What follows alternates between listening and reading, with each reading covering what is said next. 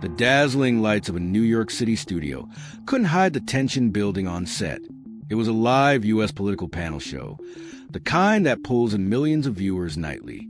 At the sleek glass table sat former Trump spokesperson Karoline Leavitt, her tone clipped, her posture rigid. Across from her, calm and composed, sat Captain IbrahimTraore, the revolutionary leader of BurkinaFaso. He had been invited to speak on African sovereignty and U.S. foreign policy. This was meant to be a civil exchange, not a clash. But halfway through the broadcast, the tone shifted. Traore had just questioned America's historic role in West Africa. Quietly, firmly, without malice, Karoline leaned forward sharply, her voice rising. "Sit down, boy." Her finger cut through the air like a blade. The studio froze. The host's jaw dropped. At home, audiences audibly gasped. Social media lit up in real time.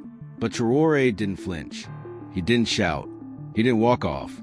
He stared at her, not with anger, but with the quiet gaze of a man who had seen more than his share of conflict, of injustice.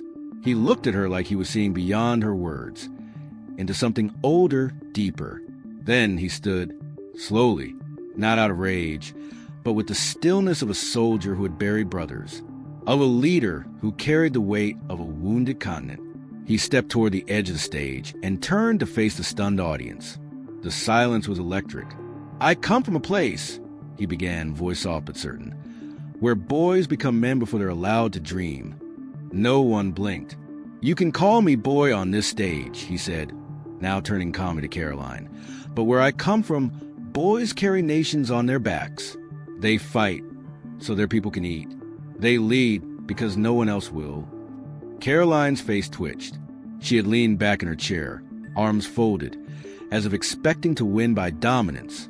But Traore hadn't defended himself. He had reached far deeper. The cameraman zoomed in on the tear forming in the eye of an elderly black woman seated in the front row. This wasn't debate anymore. It was truth, and America was watching. The lights on set seemed to dim slightly, as if in reverence. "I buried my father under an open sky," Traore continued. "No cameras, no speeches, just dirt, silence, and my mother's grief." Some in the audience were holding their breath. "He died in a coup, one funded by outside powers," Traore said, glancing briefly at Karoline, whose face had begun to shift uncomfortably. "So, when you say, 'Sit down, boy,' do you mean the boy who watches village burn? The boy who studied by candlelight because the power never came back after colonialism left?" A decorated U.S. veteran on the panel quietly placed his hand over his heart. "You don't have to like me," Traore said, "but you will not erase me." A single clap echoed from the back of the studio. Then another, and another. Soon, the room stood in thunderous applause, not out of pity, but out of respect. And Karoline, once the dominant voice, suddenly looked small. As the applause faded, Traore lowered his gaze for a moment. Then he looked back to the crowd. "You see a soldier," he said, "but I was raised by a woman who worked with her bare hands." He paused. "My mother sold firewood, walked miles in torn sandals so I could tend school. She hid her hunger so I wouldn't feel mine." The camera cut to Karoline again.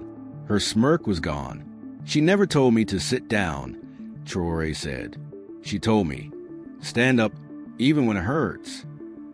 A young girl in the front row turned to her father, whispering, "He sounds like you." Her eyes were full of tears. Traore's voice was steady, but his eyes shimmered. "So when someone like you calls me boy, you're not insulting me. You're insulting every mother who's carried a nation with her bare hands." Silence fell again. This time, it was reverent. Even the host looked visibly emotional. Karoline's insult had cracked. And from that fracture, something raw and beautiful had emerged. Then, from the panel, an unexpected voice broke the stillness. "He's right." Heads turned. It was a veteran, retired Colonel Jacob Whitmore. Silver hair, straight spine, his medals gleaming faintly under the lights. His voice trembled slightly. "I served in Liberia," he said. "I've seen what young men like him face. Calling him boy, that's not political commentary. That's degradation." Karoline shifted uncomfortably. Her lips tightened. "What you just said," Whitmore continued, "dishonors every brave soul I serve alongside in Africa." Traore turned to Colonel, nodding solemnly. Then Whitmore rose, walked across the stage, and extended his hand. "Captain," he said, "thank you, not just for defending your people, but for reminding us what leadership actually looks like." They shook hands as the audience applauded again, many now visibly in tears. People who had never even heard of Burkina Faso now felt connected, changed. And Karoline? She was no longer the force she had been when the show began. The room barely noticed her. Her cheeks flushed with frustration. She had lost the room. Desperation bled through her words. "Oh, come on," she snapped. "Are we really pretending he's some saint now?" The crowd recoiled. Gasps echoed. Traore didn't react. Calm, unmoved, he turned back to her and said, "This isn't about sainthood. It's about humanity." Karoline looked to the host for backup. He only stared at her, silent. "What's next?" she spat.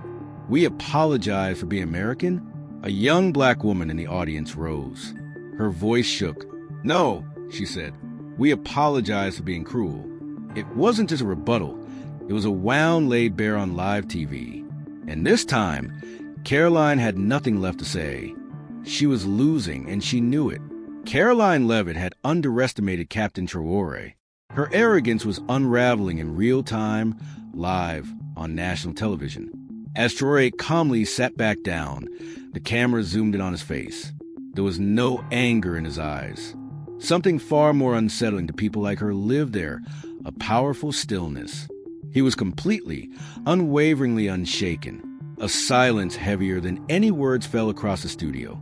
The young black student who had spoken moments ago quietly returned to her seat, her eyes never leaving Karoline. The air in the room had changed. This wasn't just a political panel anymore. It was personal. Viewers weren't watching a debate. They were witnessing something raw, something real. Karoline tried to claw her way back. She forced a nervous laugh and said, "Oh, come on, this is America. We're allowed to disagree." But no one laughed with her. The camera panned across the audience. A woman clutched her chest. A man in the back wiped tears with his sleeve. Some just sat, hands clasped, eyes full.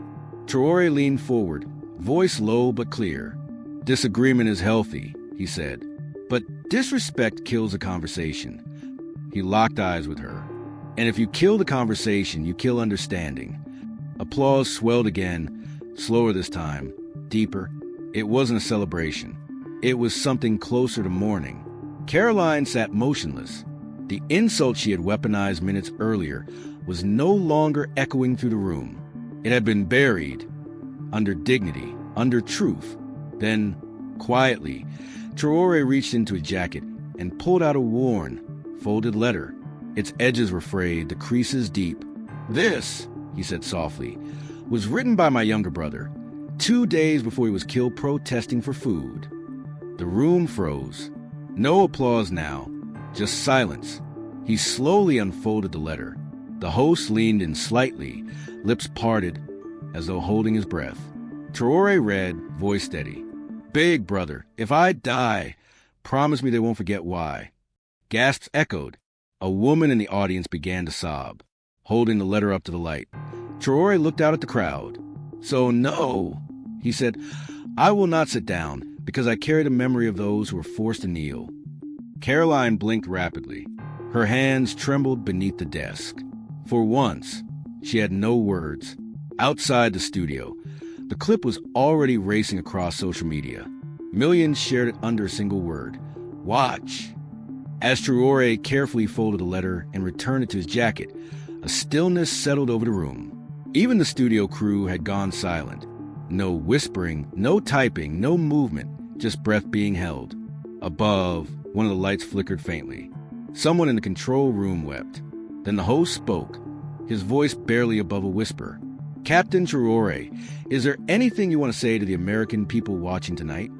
Traore turned to the camera, gaze steady. "Yes," he said. "You don't have to know where Burkina Faso is to understand dignity. You only need to know what it feels like to be invisible." He leaned in slightly.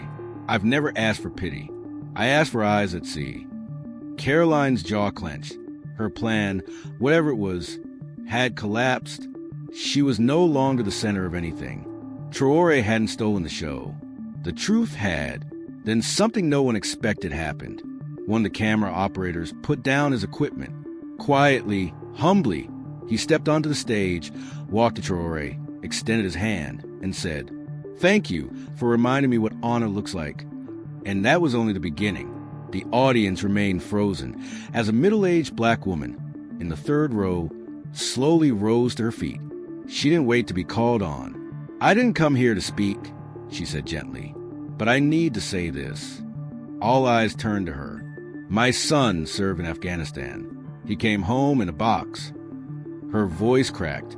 He was called a boy, too, even in uniform. She turned to Traore, tears streaking her cheeks. "When you spoke, it felt like my son stood up again." Gasps rippled across the room.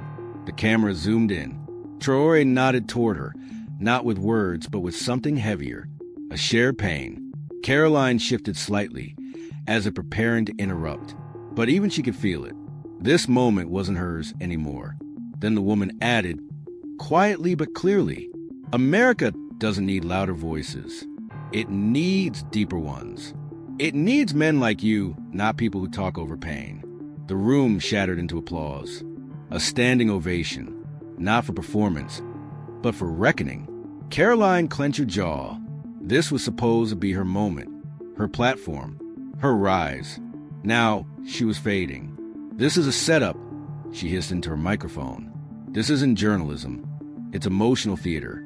The host turned to her, calmly removing his earpiece. "Karoline," he said, "the cameras are still rolling. You made this moment. You just didn't expect it to speak back." She slammed her cue cards onto the desk. "I don't need this circus," she spat, then stormed off set, her heels clacking across the floor like gunshots. No one booed. No one clapped. They just watched her go. A voice from the audience whispered what millions were now thinking. She couldn't handle the truth. The camera panned to Traore, still seated. "Calm. I didn't come here to shame her," he said softly. "I came here to tell the truth." The host swallowed hard. "Well, Captain, the truth is sitting in your seat." As the commercial break rolled in, chaos erupted behind the scenes. Phones buzzed. Emails surged.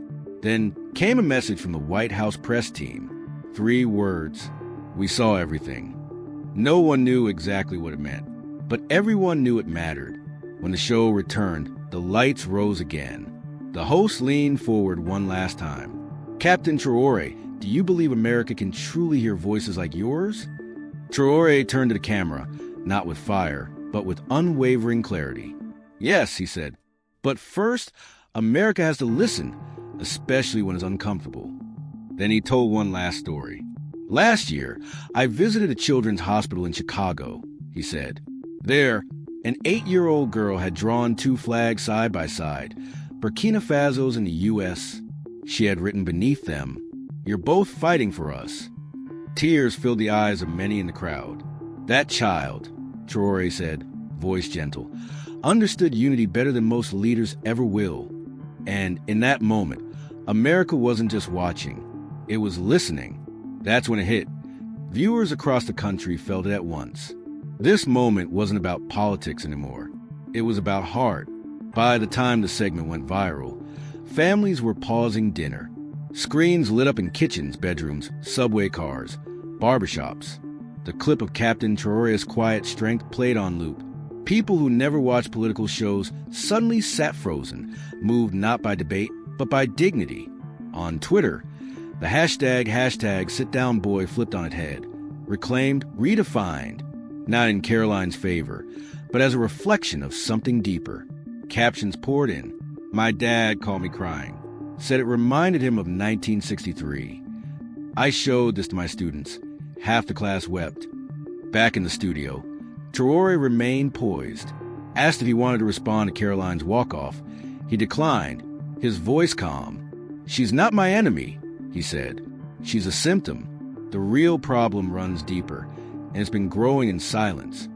A teenage boy in Atlanta tweeted, I didn't know who Traore was an hour ago. Now I want to be like him. What began as a political ambush was now something else entirely, a national awakening. The host cleared his throat. It was time for the final question. Captain Traore, what does America need to hear right now? Before he could answer, an elderly white man rose from the crowd. Military jacket, cane, medals. May I speak? He asked, voice trembling. The cameras turned to him. I served in Vietnam, he said. I lost friends. Came home to a divided country. I've seen America at war with itself more than once. He turned slowly toward Traore. But never, not once, have I seen a man speak with such grace after being so openly disrespected. He faced the host, then the camera. America doesn't just owe this man an apology. It owes him respect. There was no applause, just silence and tears. Even the host bowed his head. Traore rose and walked to the man. They shook hands. Two soldiers from different worlds, bound by a truth they both carried. The image would go viral within minutes. Because sometimes a revolution doesn't start with noise. It starts with listening. As the show prepared to end, the host received a note. He blinked in surprise. Captain Traore, we have someone who'd like to say hello. The screen behind him flickered. A little girl appeared, the same girl Traore had mentioned. From her hospital room in Chicago, she waved a handmade flag, red, white, and green. Hi, Captain, she beamed. You remember me. The entire studio softened. You said I was brave, she added, her smile glowing. But tonight, you were the bravest. The audience broke. Tears fell freely. The host wiped his eyes and whispered off mic, My daughter's that age. Traore's lips trembled. He placed a hand over his heart. You give me strength, he said. You are the future I fight for. The girl nodded. Then she said something no one saw coming. Next time someone says, sit down, boy, I'll tell them, stand up like Traore. The screen faded. No one moved for a moment. Then the entire room rose, not for a segment, but for a moment in history. That night, in his Washington hotel room, Captain Traore sat alone. His phone buzzed with messages from world leaders, celebrities, veterans, mothers, students. But one envelope stopped him cold. It had been slipped under his door. From the National Civil Rights Museum in Memphis, the letter read, Dear Captain Traore, tonight, you didn't just speak for yourself. You spoke for every soul ever told to sit down, boy. We are curating a permanent exhibition titled Dignity Under Fire. We would be honored to include your story, your words, and the moment that changed us all. With deep respect, the board. He set the letter down and whispered, Not for me, for all of them. Outside, people gathered, not in protest, but in gratitude. And 1 week later, something unexpected happened. Karoline Leavitt returned to the same studio. No cameras, no makeup, no press, just a folded paper in hand. She handed it to a producer. During a press conference days later, Traore opened it. It read, I said, sit down, boy. And you stood taller than any man I've ever seen. I was wrong. I don't expect forgiveness. But I hope your people and my daughter grow up in a world shaped by your strength, not my ignorance. The room went still. Traore looked up from the letter. His voice was calm, steady. We don't heal through silence. We heal through courage. And today, she showed some. From that moment forward, even his harshest critics began to call him something new, the man who made America listen. Weeks passed. The news cycle spun on. But in that studio, one thing remained unchanged. A single empty chair placed at center stage.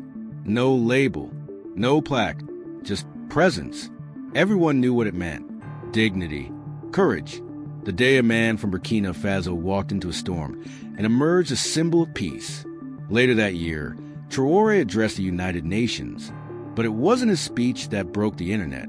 It was when he held up a small, handmade American flag, drawn by that 8-year-old girl.